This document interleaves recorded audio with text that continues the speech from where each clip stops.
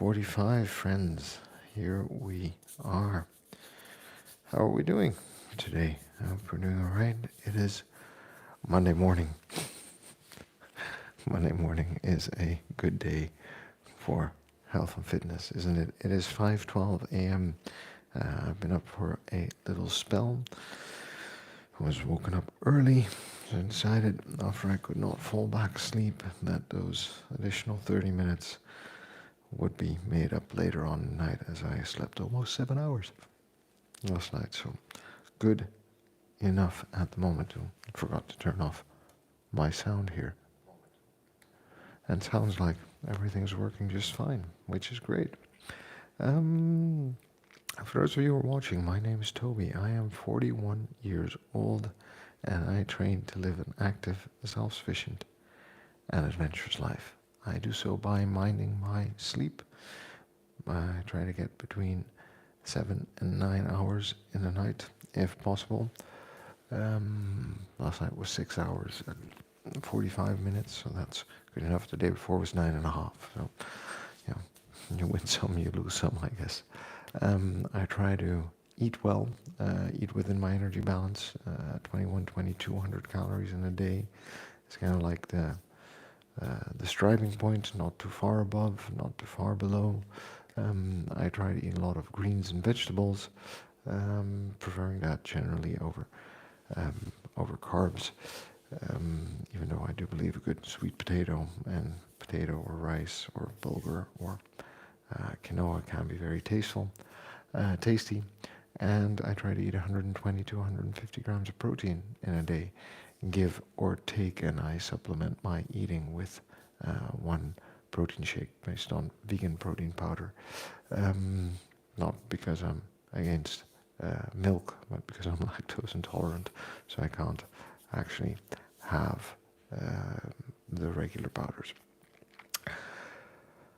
That being said, this is about the way I feel, not about the way I look. I want to feel fit, capable, and competent for whatever life is going to throw at me. And I think life can throw a lot at us. But being physically competent, feeling strong in our bodies, understanding what our body is capable of, knowing what our body can and cannot do, I think is going to be, at least helps me deal with the facts of life every day. Especially when things get a bit stressful. I feel I have a bit more reserve in my tank and a bit more resilience. There's two reasons why I find this important. One, I understand that currently life expectancy is increasing. We're getting older, but we're not necessarily staying healthy, especially those last 5 to 10 years. So what I would really like to do is to do everything I can to prevent anything that is absolutely preventable through lifestyle changes in my 40s and 50s, so right now, and building that capacity, that health and fitness capacity, so that I'll be physically able as we grow older, and generally when we're physically able, barring any tragedies or anything that could affect, for example, the mind, we might go on to live a long, healthy, active and adventurous life. The other thing is I have two small kids. I want to set a good example for them, and I hope that they, in me and my wife, have good role models of what an active life may look like and what we can be doing, not only as children who get to play and do a lot of activities, but as adults as well. Remember that we're good just the way we are. We've got to love ourselves before we can move on. And the only way to get anything done is by showing up and doing the work. Today we're doing a light kettlebell session, 12 kilo, 2 8s for some split squats. I'm going to hit the timer. We're going to start up, and as we're doing the training, we're going to talk about, long-term health and sitting specifically. I'm going to just highlight a couple of aspects of life that we need to be aware of. We should be aware of that we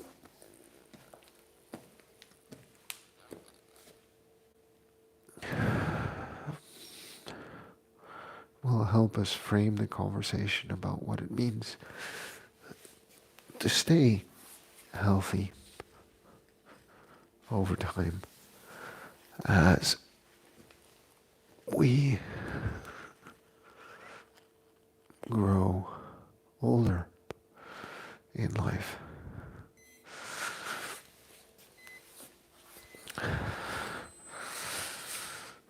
We're just doing some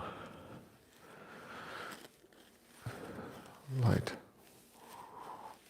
warming up, nothing particular or special, but we're just, pardon me, we're just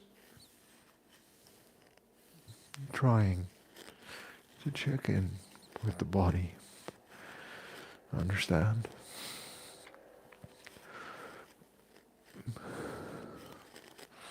how it's moving, making sure we're moving all right, so we don't get injured.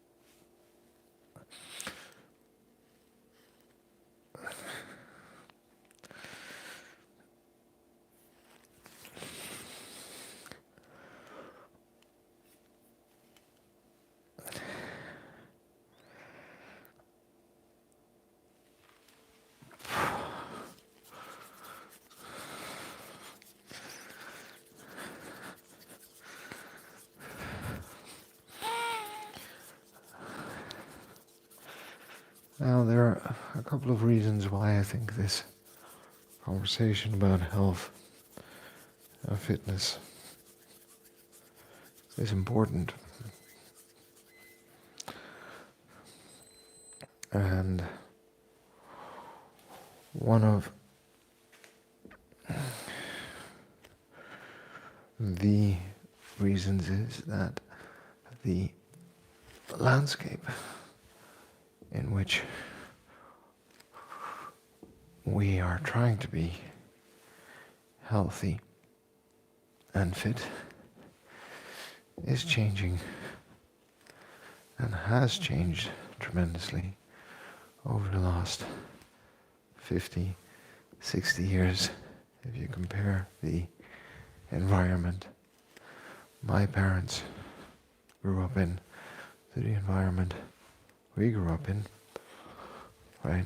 Plastic became a thing when I was a child.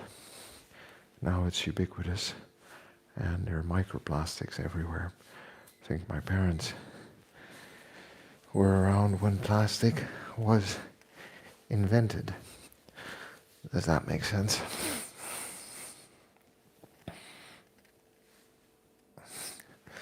So, when my parents were young, in the 50s, a lot of work was still taking place outside. Sussex, thanks for dropping by. I'm not sure what all the flags mean. But I appreciate you dropping by and saying hello. And I hope you're doing well where you are in the world. You are from the country from which you shared the flags. Is that correct? So the environment that we are trying to stay fit and healthy in is changing, and we need to be more mindful than ever about the impact our behaviors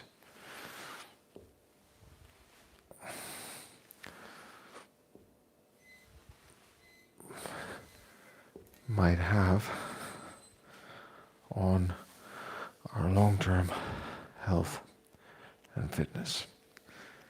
And the reason I bring this up is because I don't think we're aware often of how significant the changes in our environment have been in regards to health and fitness. But they've been absolutely significant. Look, we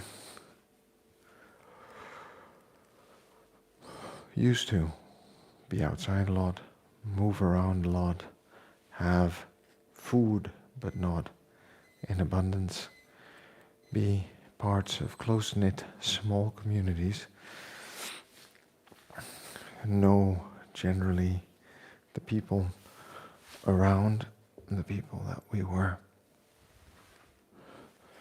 dependent on, knew where our food was produced if we didn't grow it ourselves.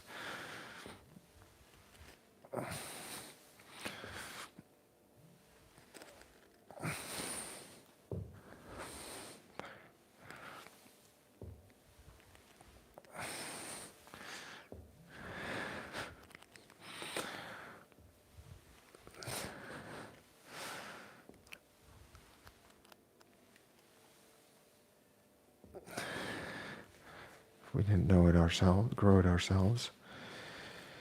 In short, there was a lot more social connectedness, activity, and what we would nowadays try to label as organic, natural food. And then everything started to change. And despite all of the advances we've made in healthcare, in society, we are slowly living longer, yet unhealthier lives. And I think it's important for us to acknowledge that and to understand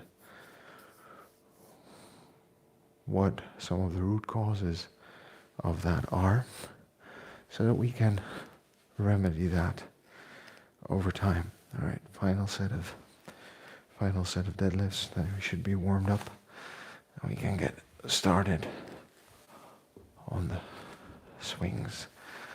So what I mean by that is the following.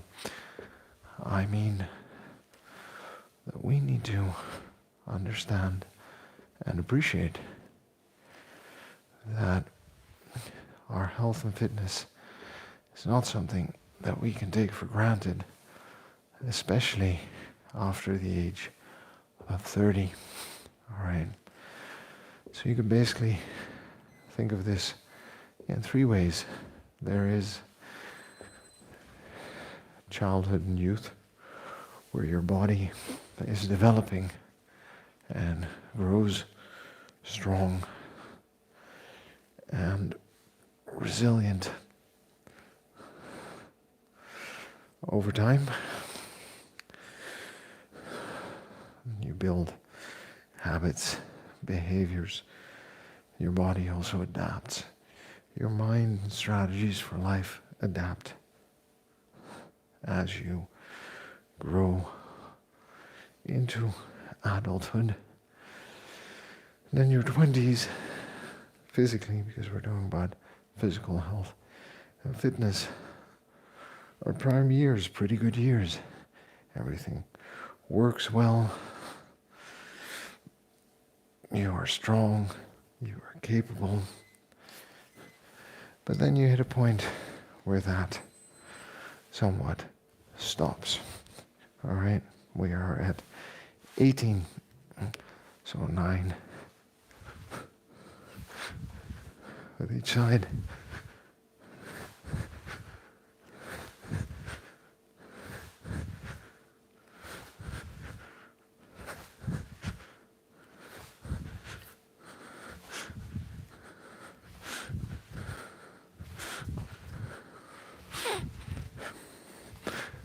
Times.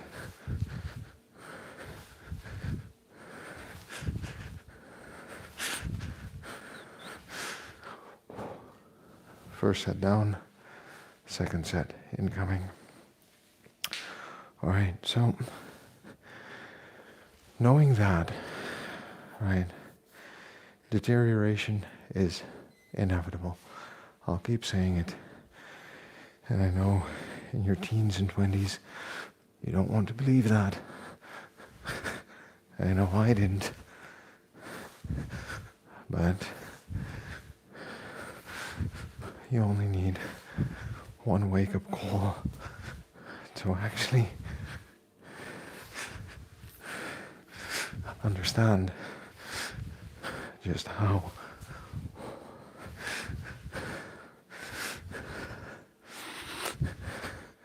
true that actually is. Second set down, third set incoming. That means, so then it's kind of like maintaining the status quo and building up the reserves for the third phase in life where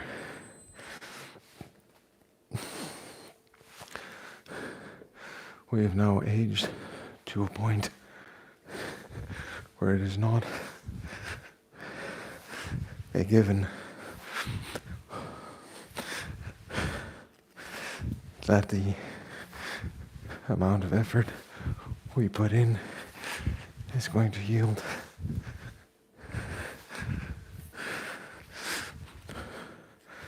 the same results, because after 40 and 50 we are continuously combating decline and deterioration. Third set down, fourth set incoming. But we'll get there.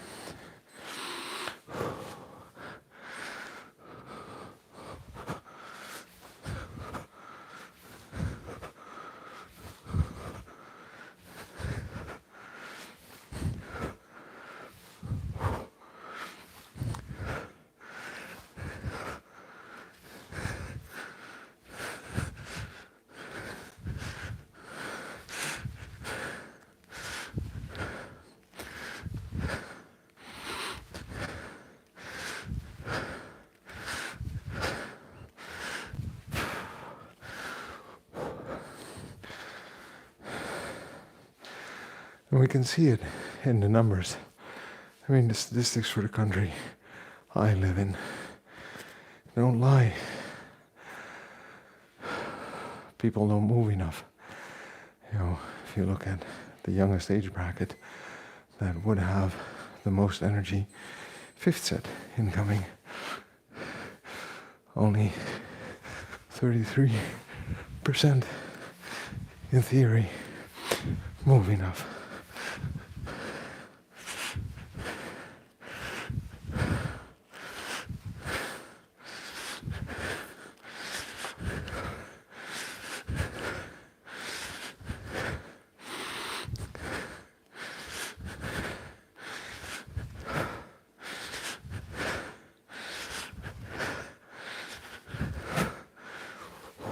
5th set, 6th set coming up, right? With only 70% actually engaging in sport once or more times a week. And this is just in their teenage years. And habits and behaviors, activity, I believe, are things we learn.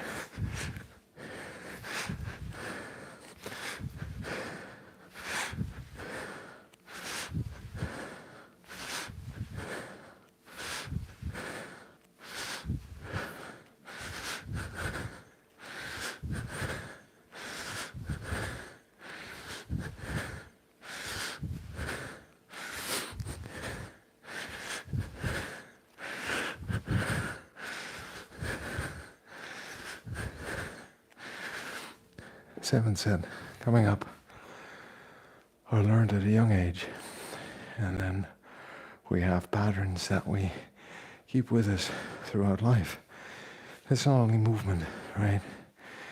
If we look at weight classifications, you could relatively simply state that more than half, 7th set, of the adults in this country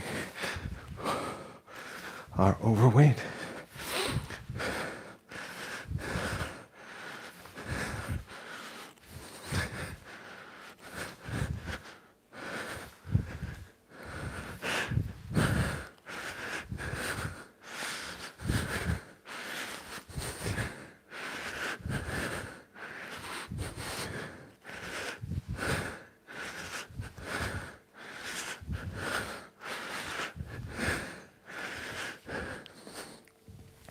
Seventh set, 8th set incoming, and I would be one of them, probably, all right?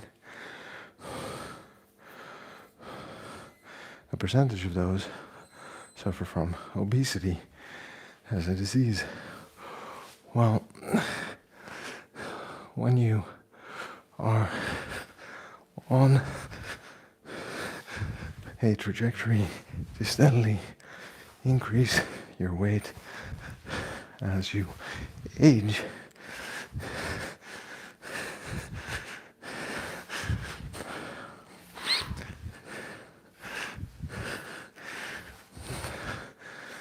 you take multiple factors into account, not just BMI, but also weight, circumference, and someone's VO2 max. 7, 8, 9, 8th set, 9th set incoming.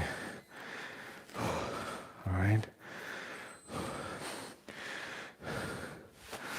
9th set.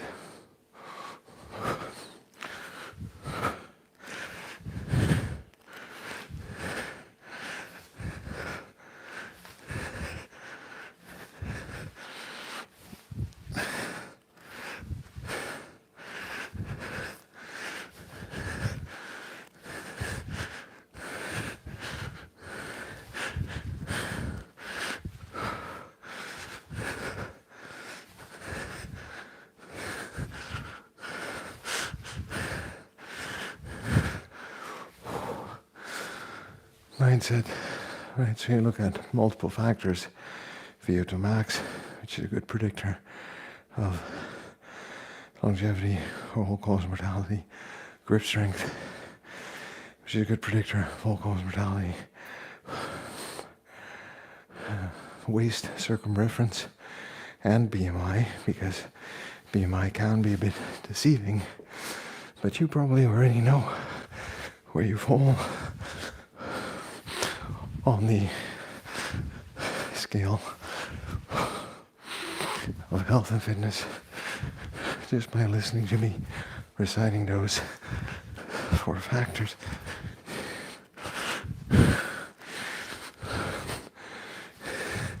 Because we tend to be aware of our own health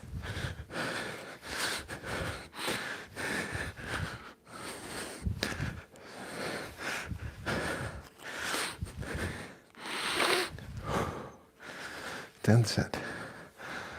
180 swings. All right, celebrate. We have more work to do.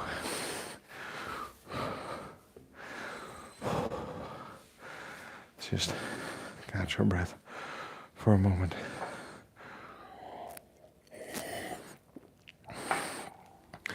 The trend line for diseases like diabetes type 2, because diabetes type 1 is not preventable, but diabetes type 2,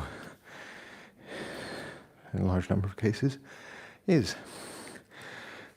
Yet, we are seeing a prevalence of it, right? More and more people developing metabolic syndrome or prediabetes, which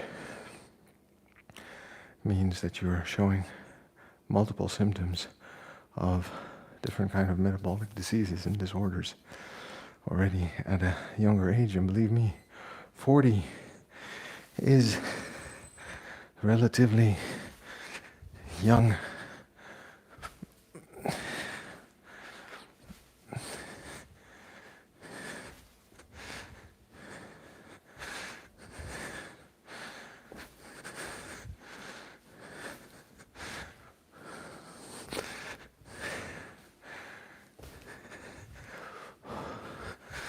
Because you're not even halfway at this point in human history when you're 40 years old.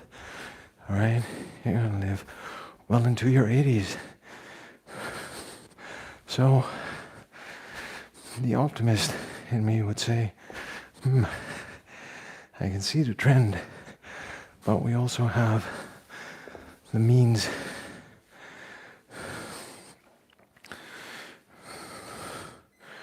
we're going to be doing some chops.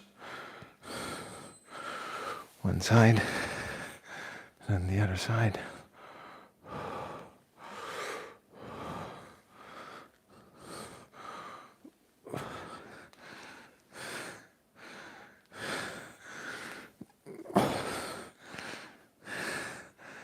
That's why we start.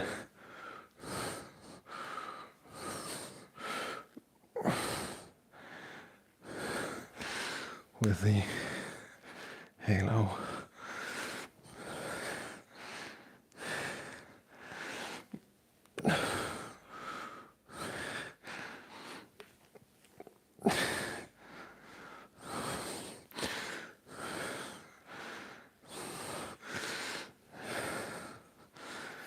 As you can see, we're adding a bit of rotation to the workouts on Mondays with the lighter weights.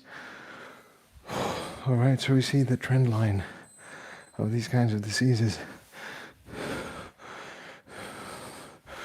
move in a direction that we would not necessarily call an improvement. Because if more people are developing these diseases, but our health span, our lifespan is increasing, that means more and more of us are living with the burden of a chronic disease and ailment that in some ways is a shame, because we're not able to make the most of life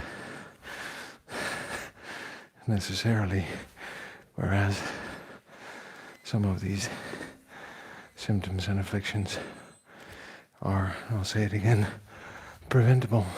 Now, I'm not saying that you cannot lead a satisfying and fulfilling life when you suffer from a disease. On the contrary, I think you absolutely can. But I already have this when I suffer a mild cold or from my allergies. If I could, I would rather live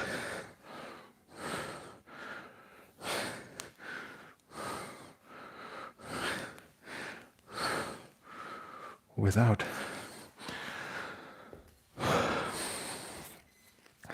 But that might just be a me thing, even though I doubt it, right? All right, so we've set the frame for this conversation. Let's dive into some of the details. Let's start with that story about why deterioration is inevitable. And I just want you to think about this for a moment. There's a hallmark of aging. We call it aging and not growing. We call it growing old for a reason, because we understand that when a child is growing, and I remember when I was a teenager,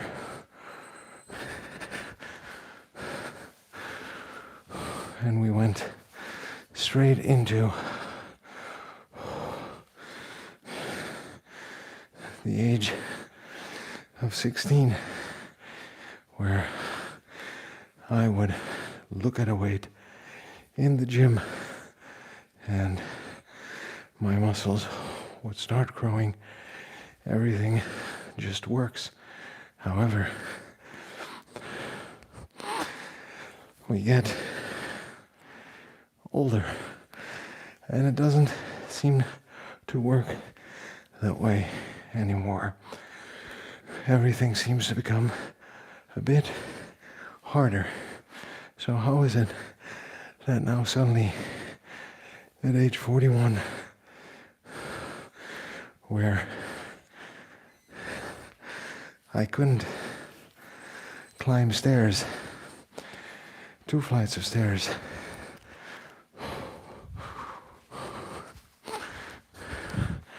$10 ago without being out of breath, even 5 years ago, regressed to a different level of health and fitness, to where we are today, where I can climb 22 flights of stairs in under 6 minutes.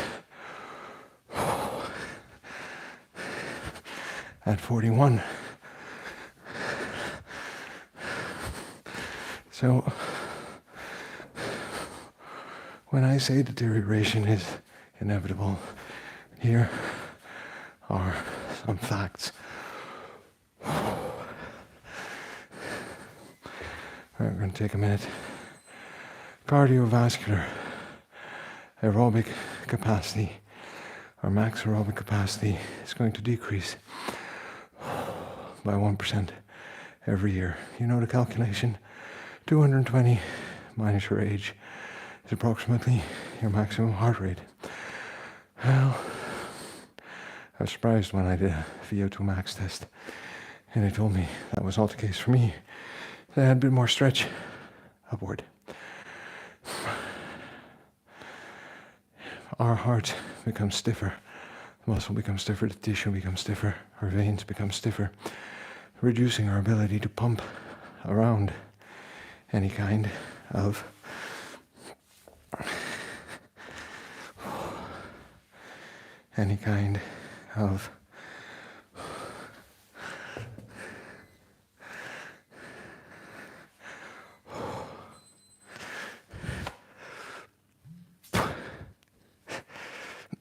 like our blood, meaning that we limit our body's ability to deliver oxygen where it's needed to drive performance.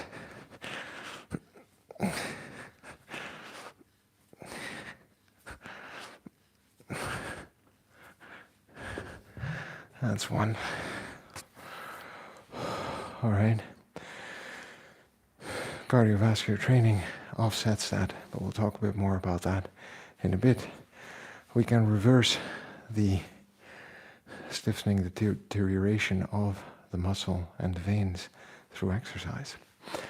We can teach our body to develop the capacity to deliver energy, oxygen, where and when it's needed. But here's the thing, it's easy to do when we're young because our body responds well to a little stimulus. It is still trying to grow. After 30, we are fighting the inevitable, say it with me in the chat, deterioration.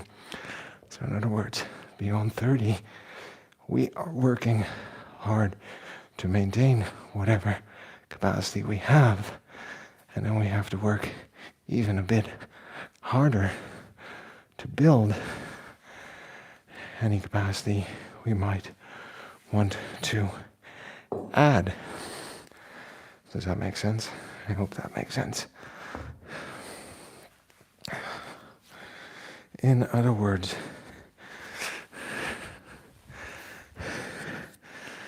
build up a baseline before 30 or throughout your 30s into your 40s, and you're in a better position to maintain that baseline at later stages in life.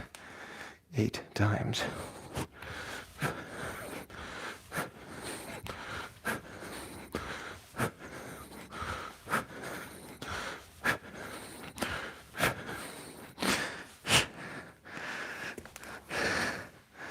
All right.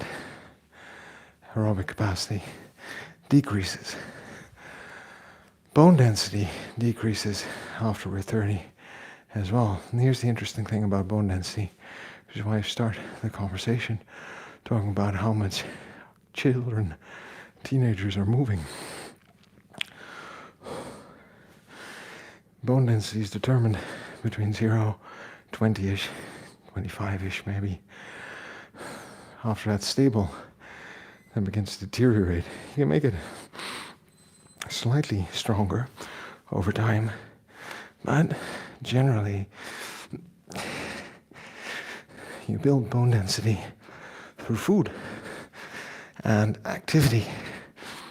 In other words, if you are not stressing those bones at a young age by pushing against other people in contact sports, by pushing against weight, by gripping a tennis racket and dealing with the impact of a ball on the racket, played over and over again, you're not challenging your bones to grow as strong as they can be, and your baseline becomes lower. Future punk, how's it going, buddy? You doing all right? Hope you're doing well over in Texas. I hope life is treating you good this Monday morning or Sunday evening. We're doing light weights, lots of reps.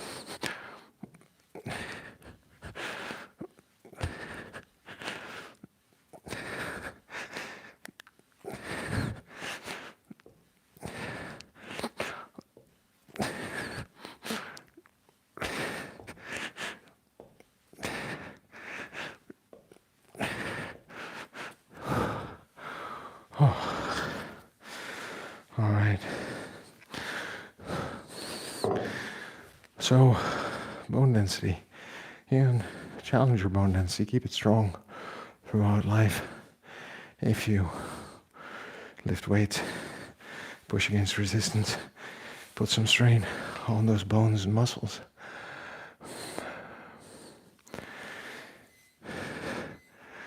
But you'll have to work harder and harder over time to maintain that. So just keep that in mind, friends. Okay?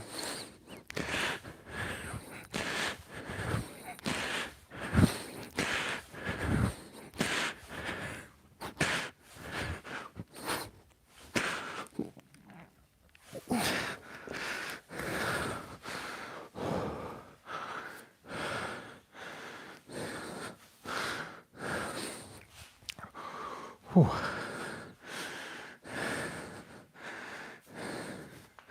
Today, oh wow, hail in Texas in the end of March. That's something. Big nuggets or just your regular old little ones. Quite curious what this high rep, low weight session is doing for my heart rate.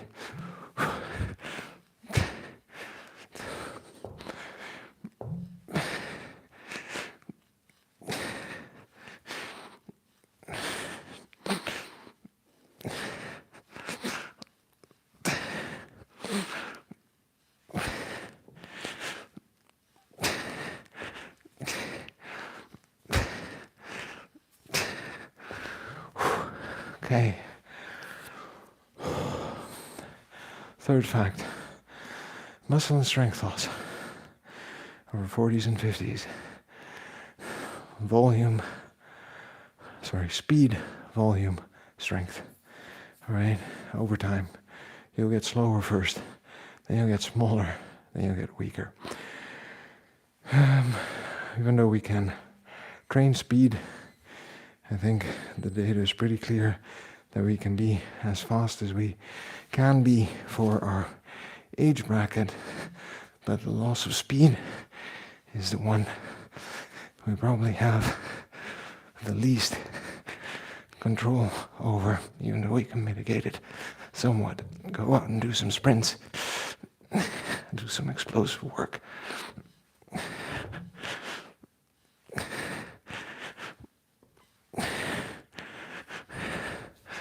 If you want to maintain that.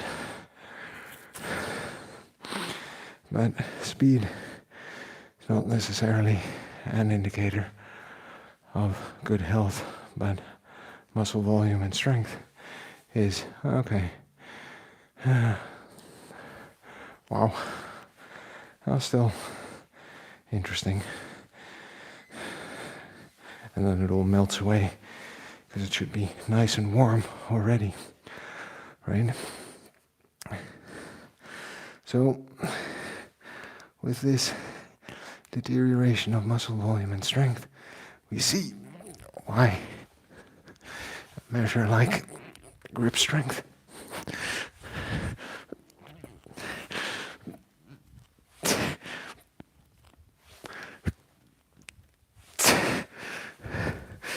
becomes so key in understanding how we are doing. In terms of our health, fitness, we can specifically grow muscle volume, we can specifically increase strength and strength endurance with training protocols till way later on in life. All right, the one thing you won't see is a 50-year-old running the 100 meters at the same pace as Usain Bolt. However, you'll see them lifting similar amounts of weight up to later stages in life. But again, for all three, if the baseline is low, then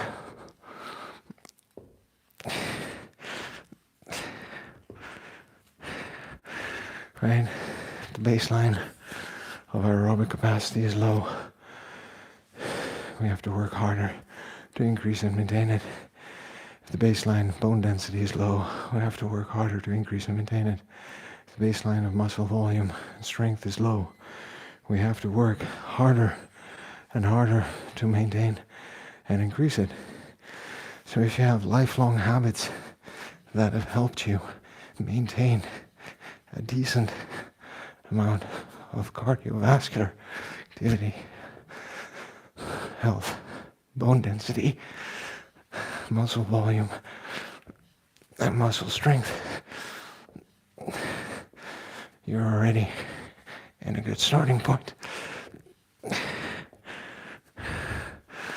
Just keep in mind, friends, like I said, half of the people in my country are overweight, and the rates of preventable diseases related to, of which weight is a contributing factor, is increasing over time.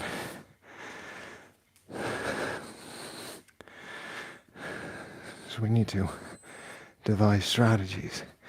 But there's one more big element in our daily routines that we need to wisen up to.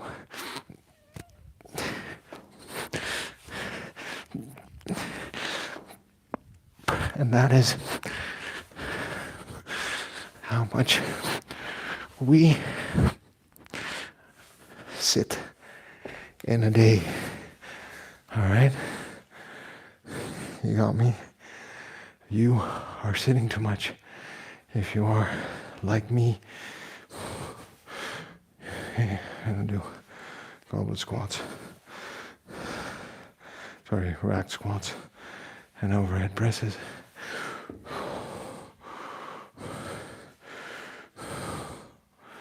We are sitting too much. And sitting is an independent risk factor for our health.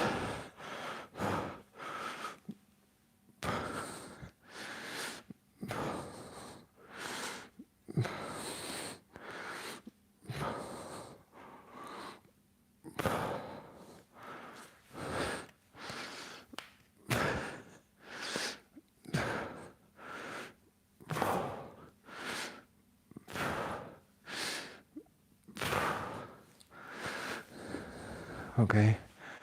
Sitting is an independent risk factor for our health. If we sit more than 8 hours in a day, we increase our risk of all-cause mortality by 10 to 27%. We increase the risk for cardiovascular disease, cancer, you name it. And it is unhealthy in general for our metabolic markers.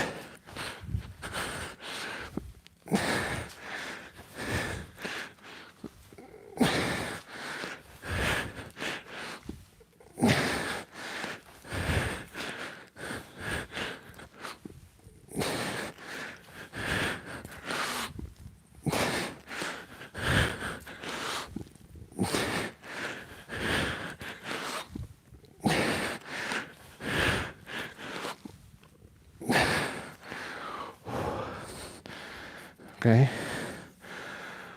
So I want to keep that in mind. Too much sitting basically makes us unhealthy. We could also look at this independent of activity. So let's say we are doing some things around throughout the week. Still, our metabolic markers or our health is going to be worse off if we sit more than 8 hours a day, despite our best efforts. For example, showing up at 5 in the morning for 30 minutes of working out. Though there are some studies that suggest there is some mitigation possible, right? For example, if you move 1 hour a day at a moderate intensity, so that is pushing yourself, from a stroll to a brisk walk, to an uphill bike ride, to climbing a bunch of stairs, to bringing that heart rate up 60, 70%, all right?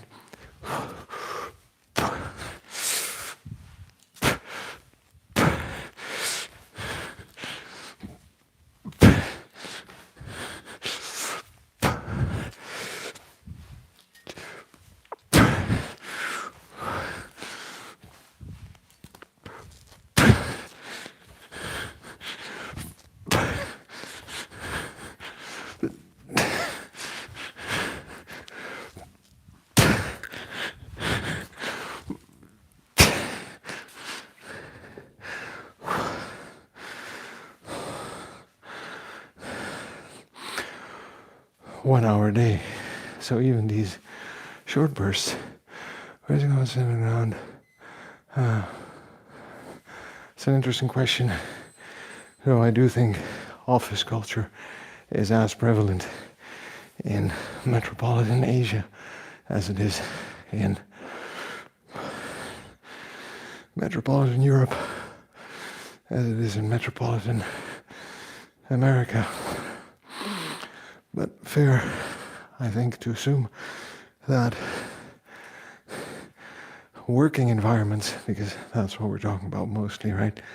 Working environments that put us in a chair versus working environments that have us out on the field, last set,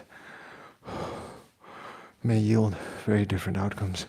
Still, if we spend the morning, the commute, and the evening sitting, and the night lying down and sleeping, still not necessarily doing enough to offset that, although I think any kind of work that includes physical activity probably makes a large difference. Alternatively, you could move at a moderate to high intensity for 2 minutes every 20 to 30 minutes.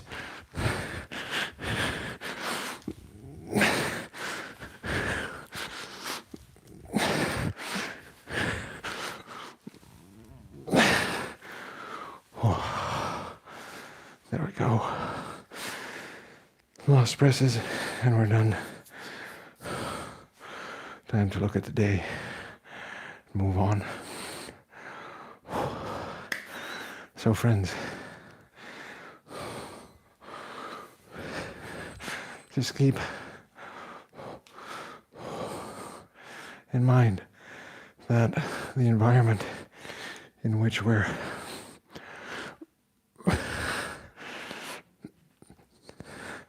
trying to stay fit and healthy at the moment is designed against our best physical health.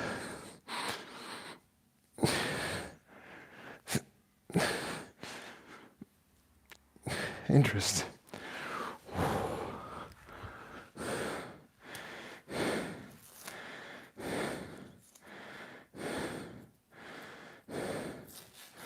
And we need to keep that in mind when we're trying to get fit and healthy. I appreciate you dropping by today, friends. I appreciate you saying hello. I hope you're doing well, able to avoid the hail in Texas. YouTube punk.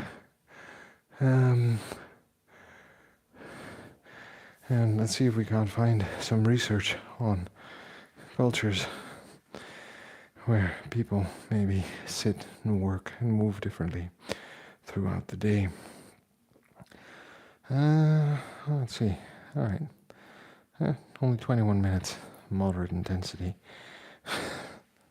Maybe in total 30 in an hour of work. So getting that hour of movement at a moderate intensity is harder than we would think, if that makes sense, friends. For those of you watching, thanks for dropping by and listening to me chat about health and fitness while we do a light kettlebell session. Working on that strength endurance today rather than building muscle, which is what we're going to do Wednesday again. Look, remember, my name's Toby. I'm 41 years old. I train to live an active, self-sufficient and adventurous life. I do so by minding my sleep, try to get between 7 and 9 hours. Do so by minding what I eat, try to eat within my energy balance, try to eat a lot of greens, try to eat 120 to 150 grams of protein in a day. I show up for strength training with a kettlebell, strength conditioning with a kettlebell, conditioning. I go out for runs, mobility 3 times a week. Try to spend time with people I love and care about. Do things that I enjoy and generally try to live a stress-free life. All right? This is about the way I feel, not about the way I look. At 41 years old, happily married, lovely family. I am a happy man in general. If they're doing well, I'm doing well. I would like to grow old without becoming dependent on people or medication, without incurring a preventable disease or discomfort, through the lifestyle choices that I'm making. There are no guarantees in longevity. Anything could happen, but whatever is mitigated by an active lifestyle, by proper sleep, proper food, proper exercise, I will take those benefits in a heartbeat, because I can see the positive impact being healthy and fit has on my life today. And I've had ups and downs, but if you join me on talks on Sunday mornings, or in other videos that I publish, you'll learn a lot more about that over time. Remember that we're good just the way we are. We've got to love ourselves before we can move on. Because it's the person we are today that's going to get us to where we want to be tomorrow. So a bit of kindness probably is going to go a long way for all of us, if that makes sense. My friend, the only way to get anything done is by showing up and doing the work. YouTube Punk, take care. In the hail. Everyone else, thanks for watching. And I will see you tomorrow morning. And remember, friends, subscribe.